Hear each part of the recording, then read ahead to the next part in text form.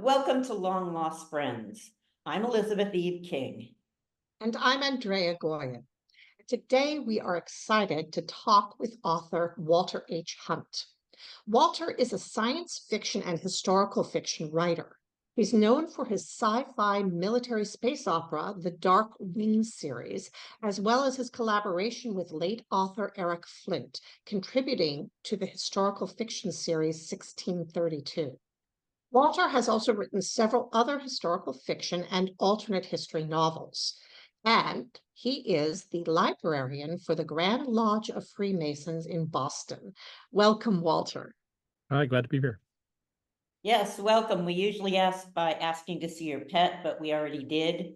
She's an adorable black and white, not very friendly cat. So, Well, maybe friendly, just maybe not cuddly. She's a little camera shy. So yeah, She is a little camera shy. Yeah. she just doesn't like So the what- paparazzi. That's right. Well, you know, when you've been pursued around, you kind of shy away, I guess.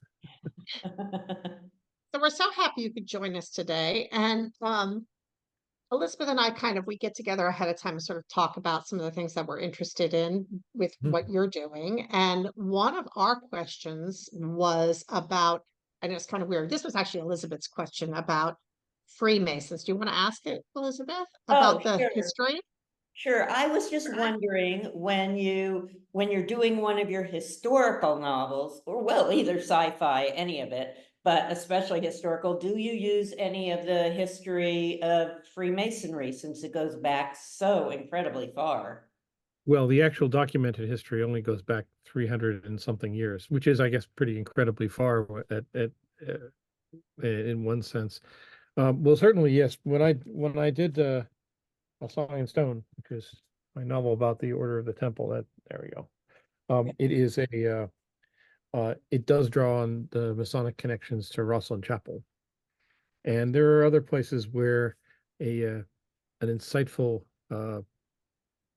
Mason can see references, but I don't try to hit you over the head with it. There are authors that have done that, and I'm trying not to do that. It's probably a good idea.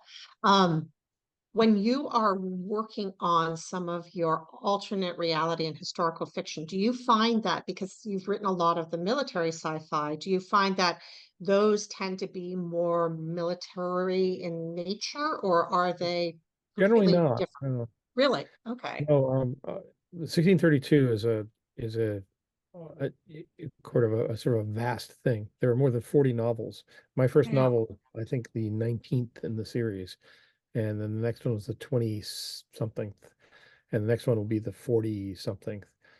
Wow. Yeah, there's 15 million words in print in 1632. Eric really created an amazing thing. I don't know if you know anything about it. No, could you tell us some? Because we don't. Sure, the original novel, I don't know if I have a copy of here. Original novel. Disappear into space. Ooh. There we go. There we go. Oh, Here comes out of space. Yeah. If you move it in front of your head, I think it'll show up for a second. for a second. 32 was written in Yes. 2000. Yeah. It's a standalone novel, and the premise is that a small town in West Virginia is, by means unexplained, transported back to the 17th century. So, first of all, that improves their situation because they're out of West Virginia. But it's a New Englander perspective. But they have to deal with the fact that they're all stuck in the 17th century, that they're not going home, and they're just regular people, 3,500 regular people. They have to deal with this extraordinary situation. So my first novel is set roughly 5 years later, but there's all this intermediate stuff, all these different things that happen, and all these historical figures. And first, there's an enormous amount of research that goes into these books. We really Yeah. have to learn the period. I know more about Richelieu than you want to know. I've read 6 biographies and written all kinds of articles about Richelieu because he's featured in one of my novels. Second is that there is an enormous amount of consistency, and if a character is in one place, he can't be in another place at the same time. So if you think of a shared world like, I don't know, Thieves' World was one of the first shared worlds. It was Bob Asprin's thing about this place, and all these different people wrote for Thieves' World. And they're all internally self-contradictory because there's no governing vision. It was things, it was come play in this city, come play with these characters. So in 1632, there's actually a group of people who have the specific charge of keeping things consistent. There's a whole database. There's an what's called an Ahnentafel, which is a genealogical database of all the invented characters. We know when Wow. they die. We know what their hobbies are. We know what church they belong to. We know where their father and mother were called, and of course, uh, it's fictional, so it can't be mixed in with genealogy, online genealogy, or it would be a complete mess. But when I get an uptime character, a character from the town that is not from the 17th century, I have to check that person out of the database, and that character is mine until I give it back. So the amount of consistency is extraordinary, and Do, do, it really all works. How many writers have done this, are in this? And Well, when you say you check a character out, oops, sorry, can more than one person be working on a novel in the series? And if so, how do you not? more than 100 writers. Uh, wow. but there are a handful of real principal writers. Eric, of course. Uh, David Weber wrote 2 novels with Eric. Chuck Gannon is written in this series, and he's sort of the guy in charge now. Jody Lynn Nye is working on a book. Griffin Barber has written 2 books set in India. There are a number of others that have written books set in all kinds of different places. My So particular it doesn't have to stay in that original town or the Oh, Lord, original. no. My first novel set in the series is set in France and deals Okay. with that's Cardinal Richelieu holding off attackers when he and King Louis XIII are ambushed in the forest of Yvelines in 1636. So Thus, Wow. that's my I have knowledge of a Richelieu. question. So this town is transported back in time? Is it transported into a different place as well? Yeah, it's in Thüringen. It's in northwestern Germany. Oh, Oh, wow. So it all takes place back in in Europe. time, and no, there's no explanation about why, where. There's sort of a general explanation of because Eric intended to do something completely different, and then this did so well that he wrote follow-on books, and it took on a life of its own. Uh, Wow. so imagine this uptime town with all of its knowledge, Encyclopedia Britannica and whatnot, suddenly being in the 17th century and having knowledge about where things are going and who's who, and everybody wants at that. My first foray into the 1632 universe was a short story called I can't pronounce it in French, but it corresponds to the butterfly effect. It's set in America. The an Indian shaman, a Native American shaman, has read some passage in which he finds out that Samuel de Champlain, who was the Governor General of New France, Quebec, is taken to bed because he's had a stroke, which he actually had in October 1635. So therefore, this is a good time. He convinces his chief this is a good time for them to attack. But the butterfly effect of this event means that he doesn't have a stroke. Instead of having a stroke, he doesn't have it. So he's there to meet them. So the butterfly effect has both positive and negative consequences. Instead of causing something to happen, it causes something to not happen. And there's Champlain waiting for them when they get there. And of course, the attack fails horribly, and the shaman is ejected, sent away. And Uh, you told us ahead of time that you are currently editing a novel for this series yep. or in final edits. Yeah, it's 1637, The French Correction, which is about the long-term consequences of the death of Louis XIII and the succession of his brother Gaston to the throne. Except the true king is the future Louis XIV, and he and his mother, Anne of Austria, have had to leave town, and they're originally in the Spanish Netherlands. And so there's an emerging civil war that's happening, and this book is about that. So I get to Wow. do When does it come out? Do you know? sometime next year. I don't know exactly what the slot is. I mean, you seem passionate about this series. Do you love writing it? Oh yes, absolutely. It's a lot of work. Yeah. Boy, imagine, so this town, when they go back, do they have all the technology that they have taken back with them? Well, such as it is, they have a coal-fired power plant. They have a few personal computers. It's set in 2000. So one of the things we always have to be careful about is to know what they could know. Yeah. Grantville, West Virginia um, goes back to 17th century Germany before 9/11, before, now before the pandemic, before everything. It's when you make references, you have to understand what a year 2000 cell phone looks like, what a year 2000 personal computer looks like, what they'd know, what they wouldn't know, how sort of Would their computers or cell phones, do they work in this town? I mean, is right. there, Always, there's no internet, there are no satellites, but yeah, the personal computers still work for a while, but they all ultimately fail.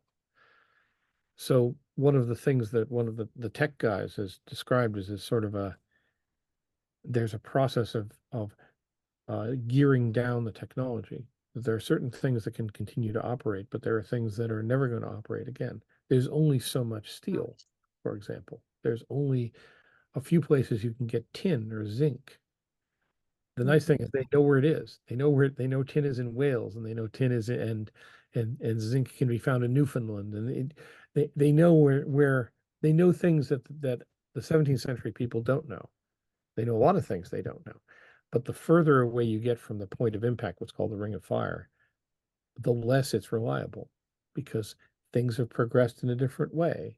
Ah, The wow. consequences of the event are such that there's a big country in the middle of what used to be Germany, used to be the Holy Roman Empire, called the United States of Europe, and it's sort of based in Grantville and in Magdeburg, which is the capital, and everything's changed. The relationships between all the various powers have changed. There's a whole side plot about King Charles I, who has read about how he gets beheaded in 1649. So he takes preemptive action because he doesn't want things to lead to the English Civil War. One of the consequences of that is, unfortunately, David Weber's idea was that all the French, for a large sum of the English, for a large sum of money, sell all the English colonies to the French. So all of our coastal Atlantic colonies that were British, like Virginia and Massachusetts, are now technically the property of the Kingdom of France, and that has consequences. And That is complicated. it, Wow. it yeah, is because if everything changes, they really don't know what right. is. The Then more, what's going to happen? Wow. the further along we get on that path. Another example is that the Emperor of the United States of Europe is Gustav Adolf, the King of Sweden. Now, Gustavus Adolphus was killed in 1632 at Nördlingen in Germany. He was killed in a battle.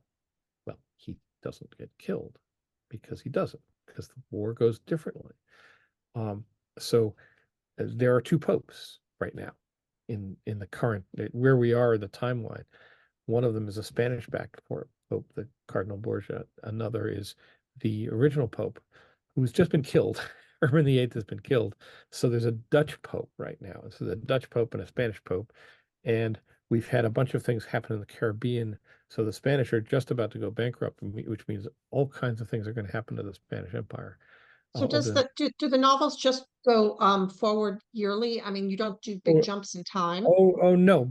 There's one book 1632. right? There's one book 1633. Then there are about 12 1634 books, and there are about 12 1635 books. I have one of the 1636 books. I've got one of the 1637 books, and we're just looking at 1638. A Yeah, So, lot, so it's chronological. yeah, but a lot Gotcha. Yeah, yeah, there's all kind of divergent plot yeah. paths. do My you French book, guys invite, you've got 100 writers, you say, a lot of involved, them have written one short story in the online magazine. but do you They're invite them in as a group, or do they approach you and say, I want to write in this? Um, it varies. Jody and I wanted to do a book, so she approached Eric at, geez, I think San Jose Worldcon, so which is 6 years ago. Um, David Brin wrote a story and sent it to Eric and said, "What do you think of this?" And he he made the mistake of inventing uptimers, which we can't do. We only have a fixed number of them. We know exactly who they all are. So we had to make him edit out his uptimer and replace him with somebody we could give him to play with. Um, I was I came into the series in an interesting way. I was at NASFIC. I was at the Worldcon that happens in the United States when the Worldcon is abroad. So in 2010, I was at NASFIC in North Carolina, and my very first event was an autographing session with Eric Flint, and I'd met Eric at a few different things. We were sitting there, and I said, "I'm really interested in 1632. I've got a background in history, and I'd love to find out how I could get to write in it." And he said, and he gives me this sidelong look, and he says, "Let's go have lunch." I said, "All right." He bought me lunch, and he said, "I want to do a book set in America. It does this and this and this. What do you think?" I said, "Okay." And he said, "Good. I'll get back to you." And 3 hours later, he came to me and said, "Tony Weisskopf thinks it's a great idea. We'll have a contract to you next week. Here's what we're going to pay you." Wow. Right. Awesome. I've written 4 science fiction novels and A Song in Stone, which the week it was published was withdrawn, was remaindered by Wizards of the Coast, which is a real shame. But Oh, so I was at loose ends, and I was depressed, and my wife and at that time 14-year-old daughter decided they didn't want to go to North Carolina. So I was alone. I was on my own. And all of a sudden I had a book contract dropped in my lap. Wow. lovely. So does Which- he pays the writers himself, or how does that He's work? passed away. Oh, Eric's Eric's passed away. we've lost him. No, it's Bain Books. So it's a major publisher.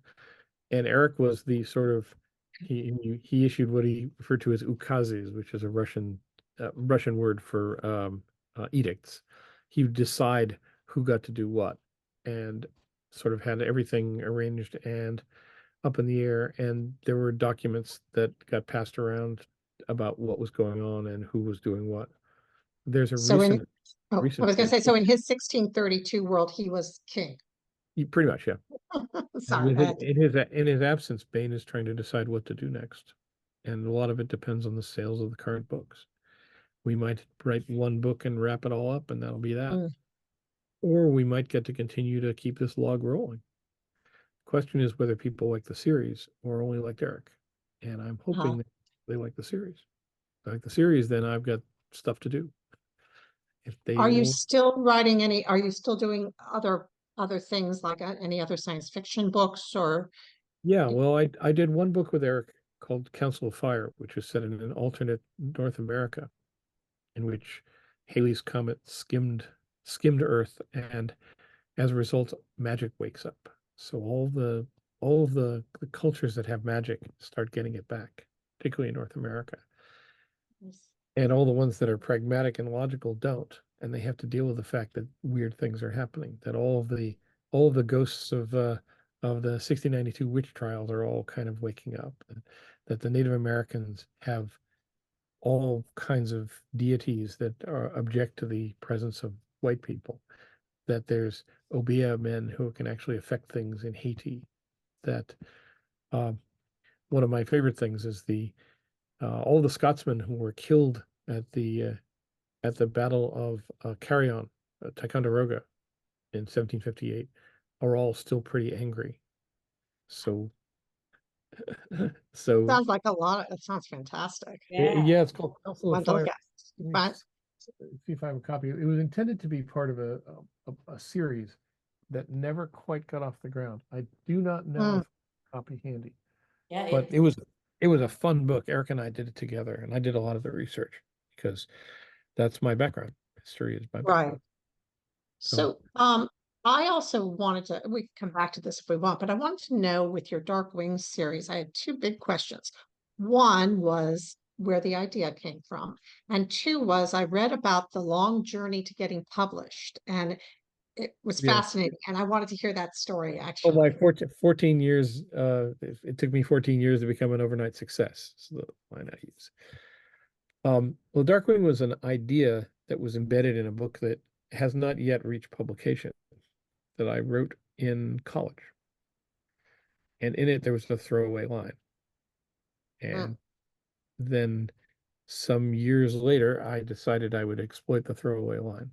Which was? Oh, I don't remember the exact line, but it referred to this alien race, and how, centuries later they didn't understand how it was that they had been beaten by the humans. So the idea was that here's a war that's been going on for decades, and it's been going on between humans and an alien race that doesn't want us to exist because their religion says we shouldn't. That in the universe, there's no reason for us to exist because we're not part of the big plan. Therefore, we have to be eradicated. That's Mhm. kind of a tough nut to crack. So humanity has always operated on the assumption that if we can just get them to understand us, we'll be fine, that we'll reach some kind of accommodation. But the aliens don't understand that. So every time we reach an accommodation with them, it's just a temporary pause in the war. Hmm. Finally, at the beginning of the book, somebody gets appointed to command the fleet. Who doesn't believe in that? He believes that the only way to beat them is to demonstrate to them that we're willing to exterminate them, that we're willing to kill every last one of them.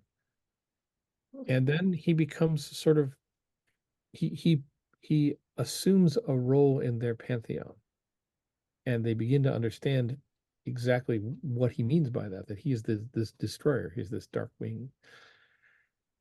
And then things are turned on their head, and it's unclear who the good guys and bad guys are. And that's the beginning of the series, and then it progresses from there. And with all such series, of course, every book sold worse than the previous book because that's what Oh, happened. So I was able to complete this series. I got to the end. I got to the 4 books because the aliens think in fours. So it had to be 4 books instead of 3.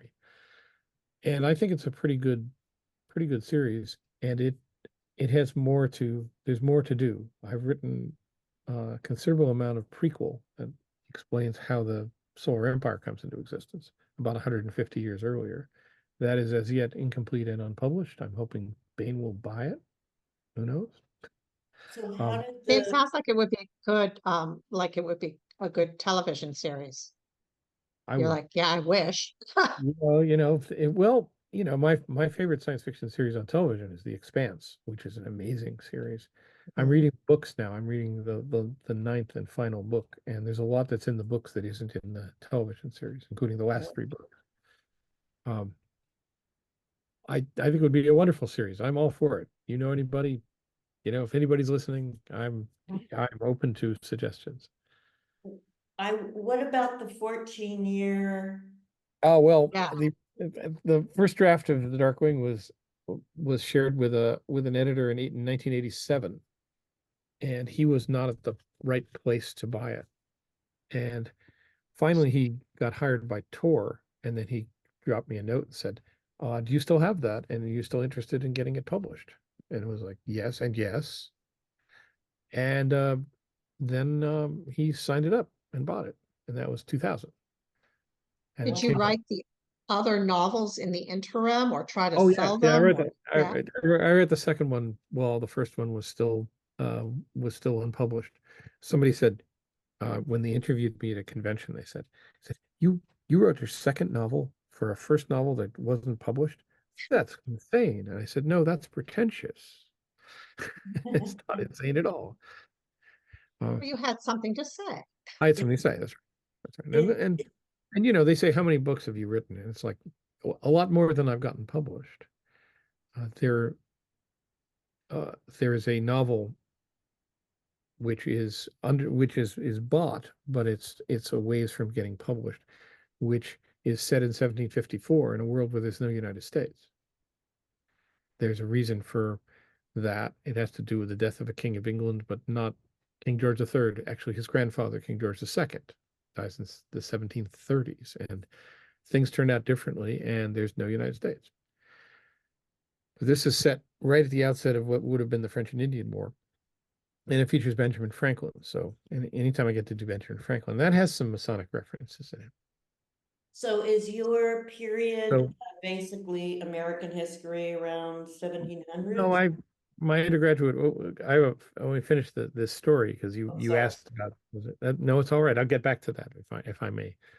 So, I've written most of this novel, and then I did another one in 2013. I had some serious surgery, and when I recovered, I wrote a short piece set in this no United States world, which involved Martin Van Buren.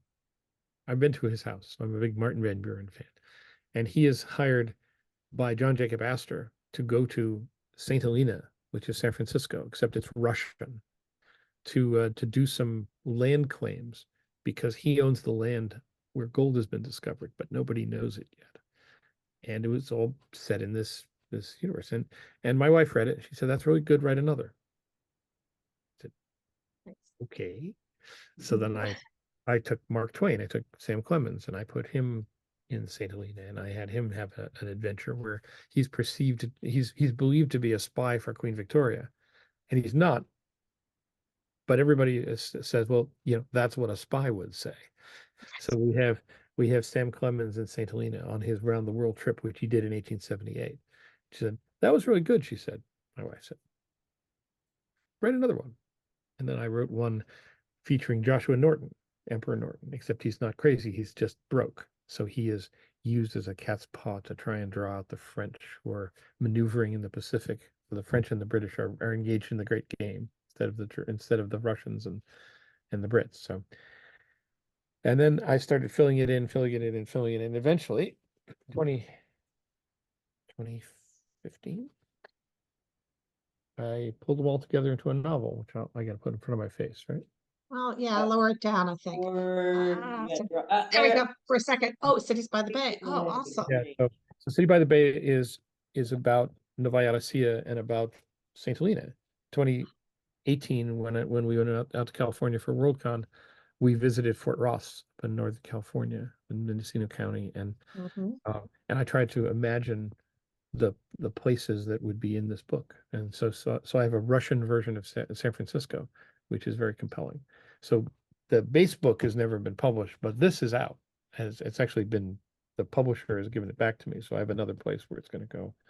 And people really like this. It's a set between 1816 and 1906. The two You of them. mean Emperor Norton of San Francisco, Yeah, that guy, Joshua Norton, who was a real guy. He yeah, was I remember Bummer and Lazarus as dogs, Yeah, right? he was a Jew, and he was originally Scottish, but he came to California by way of South Africa and had a fascinating career. And he lost his mind when he lost all of his money in the Peruvian rice market.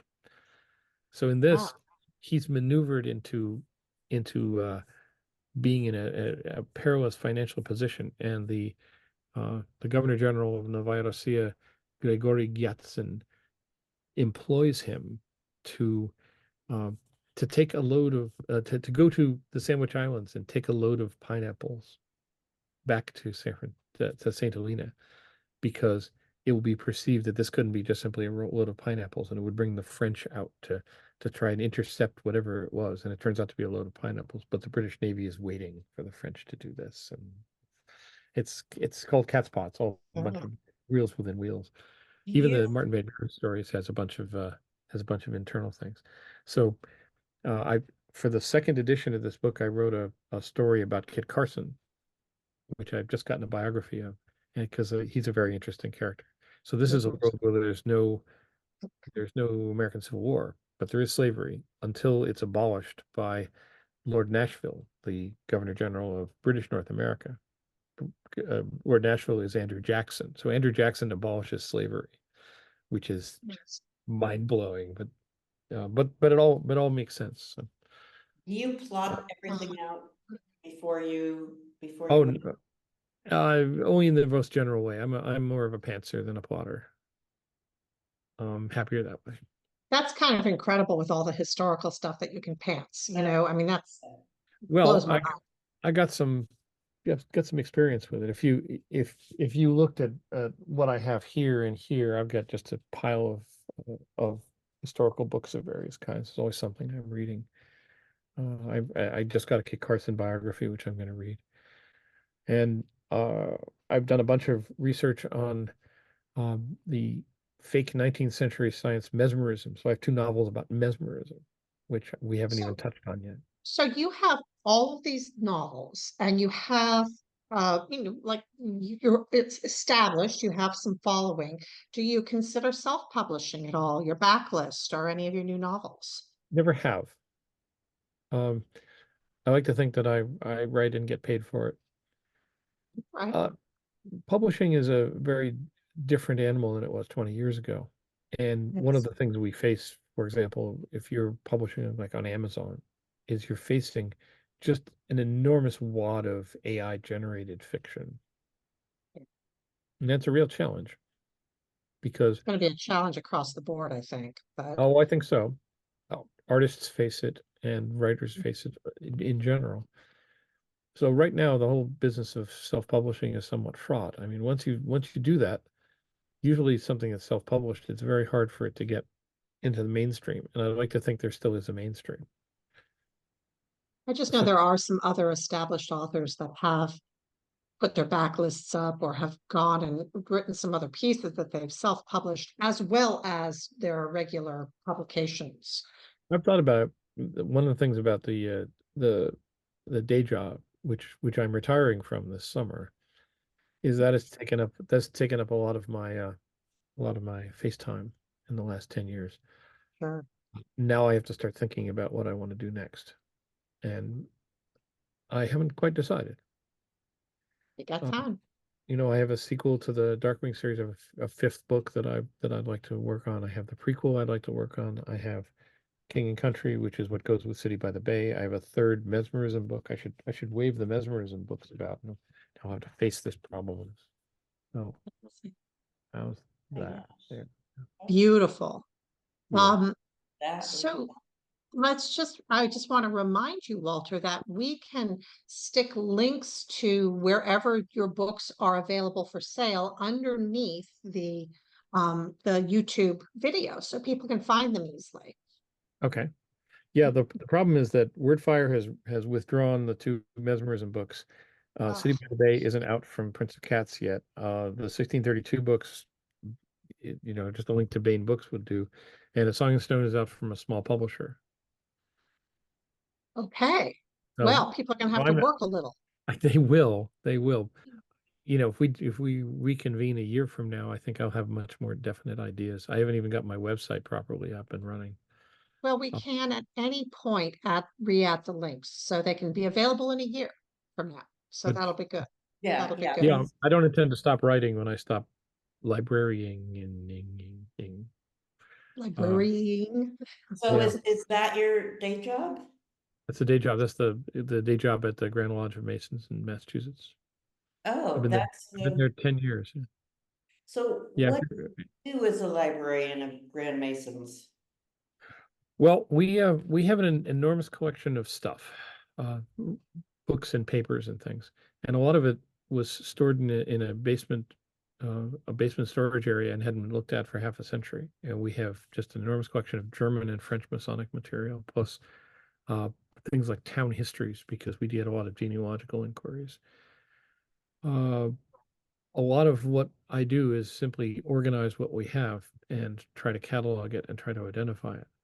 We have, for example, a large collection of photographs, unlabeled photographs. And as a historian of the Grand Lodge, which I still am, I can identify people and figure out who's in the picture and what this is a picture of just by knowing what I know. I have a website Wow. which I've built over the last 15 years, which is a historical website for Freemasonry in Massachusetts. And I'm the go-to guy, the guy who knows all this stuff. It's kind of That perfect for your knowledge. Yeah, do I you do. Kind of a use perfect those job. characters ever? Oh, sometimes. Sometimes. Of course, Franklin was a Freemason and made appearances in Massachusetts, although his primary area of interest was Pennsylvania. But guys wander in and out of the books. Jeremy Gridley appears in King and Country, and he's of course was Grand Master of our Grand Lodge for a while. He's a fascinating character. He's the guy who taught John Adams the law and taught James Otis the law. As he said, I've trained two ravens who have returned to peck out my eyes. That's what he said about them. because What a great quote. That's he a, was attorney general of the colony, and then they were the people who stood up to him and brought cases in the law while he was attorney general. So he's a fascinating character. His brother Richard Gridley is the guy who taught Paul Revere how to shoot a cannon. Paul Revere, of course, was Grandmaster also. Revere appears in Council Fire, and he's a fascinating character. Very very self-centered, very interesting. Paul Revere is kind of the Elon Musk of the 18th century. Oh, Not as psychotic, but thank goodness. he was entrepreneurial in a lot of ways, that's as true. was Franklin, of course, but more he was more philanthropic than Revere, I think. Wow. That's So yeah, all these things overlap. Yeah, Amazing. yeah, that's incredible. So your background's history, not military at all, right? No, I did not never served. I did history at Bowdoin College in the 70s. Yeah, I And was thinking more like studying military history or something. well, I played war games and stuff. Um, all my interests kind of overlap. Um, Although I haven't written a baseball novel yet, but maybe You some. haven't or you have? I have Yeah. not. Oh, okay. But I'm a big baseball fan, and that, of course, baseball is the only sport that that feels like it's steeped in history, because there's so much associated with it. If you watch a movie like Field of Dreams, you get a feel for how much baseball has a historical culture, has a sense of how things have developed over time and how there's a culture around it. And the Ken Mm. Burns series, Oh yeah. And there's a great series called When It Was a Game, which is all done from 8 and 16 millimeter films made by players themselves. Oh, And wow. it's wonderful. Done by Black Canyon Studios, I think. But it's something I have on DVD, and it's wonderful. It has lots of great voices. wow, that's really, yeah, that sounds like it must be wonderful to see. Yeah, So, my wife always claims she might not have married me if we had not become engaged in 1981, because of course that was the year of the baseball strike, and she had no idea. oh, is she a fan now? Funny. She's much more tolerant than one could hope to want. Put it that way. I am honored to have such a tolerant wife, but we've been married a very long time, so Very nice. Very I nice. Well, we want to thank you again so much for joining us. And Elizabeth, what time is it? Where I am? It's time for It's time for the best things I learned this week. okay. So my best thing that I learned this week is that caterpillars can actually detect their predators by the static electricity they emit. And caterpillars respond defensively to electric fields similar to those emitted by their natural predators, based on the sensitivity of the frequencies that correspond to the wing beat frequencies. And in their hairs pick up these electrical cues. And so that's the do first time they that has. do they know when we're coming at them? Like when a human's coming at them? Do you think that has anything? Or is it about the wings of the Well, it's about the wings, but one of the things that impacts us greatly is we've created so much electricity and static electricity that this could completely disrupt the natural patterns of how insects were, and so that's a whole new field of study, basically. no And surprise, right? yeah, no surprise. It's like, oh my goodness, really? We're interfering with the natural order? I wanted to be a scientist, but I couldn't do the labs, so Uh you drop stuff. um all right, so I will tell you my best thing. It's that, LA we lost our mountain lion this about a year ago, P22. LA people very much in love with our local mountain lion that passed away when he was put to sleep. But he was with us for about 15 years, living among the houses up in Griffith Park. And just this week, someone videotaped a new mountain lion that may or may not stay, but a larger mountain lion, even actually, probably about 1.5 miles from my house. So that was very exciting. LA people are very excited that we may have a new resident mountain lion. I know it sounds crazy, but we're very excited about it. Oh, that's So so you're located out in California. Mhm. Yeah, in LA LA. LA is about the furthest you can go in America from here without having to have a visa. well, I'm Where- located in Barcelona, so you need a visa. Oh yeah. I remember being in Barcelona 40 years ago, and I was the only one of our students abroad who could speak any Spanish. And I tried to get directions from this little lady, and she refused to speak to me until I used the Castilian lisp. If I didn't call it Barcelona, she had no interest in speaking to some peasant who had learned Mexican Spanish. Oh, that's funny. Because my Spanish is actually reasonably good after 45 years. Oh, That's But amazing. but she would not. But I had to speak Castilian, or I was a bumpkin. She wouldn't give me directions until I spoke properly. That's funny. But So, I like Barcelona, and I like the board game Barcelona too. oh. so Walter, did you have anything exciting or That's That I've best thing you learned this week? that I've learned in the last week. Or it can be, it doesn't have to be the week, but something that you're excited about or that's neat or fascinating or Well, anything. I'm in a constant state of learning things. I've just received a new board game about 1914 and the preparations for the Great War. Um, I I'm The Great War is a fascinating subject, the First World War, because I think it had more impact on everything that came after it than almost any event in modern human history. The Second World War was a direct consequence of the First World War, but the First World War was sort of this big thing dropped into the middle of the pond that changed everything, destroyed three empires and brought America into the 20th century, and destroyed the old order, and had an enormous impact on the generation that followed. So every time I have a chance to learn something new about the Great War, that's an area of interest. Uh, I I'm excited to have had a chance to read the Expanse novels because I really don't read much fiction these days. I'm largely consigned to reading things, research for whatever it is I'm working on. So reading other people's fiction is exciting when I get a chance to do it, but mostly I read nonfiction because that's what I have time for. Yeah. Oh, yeah. Wow.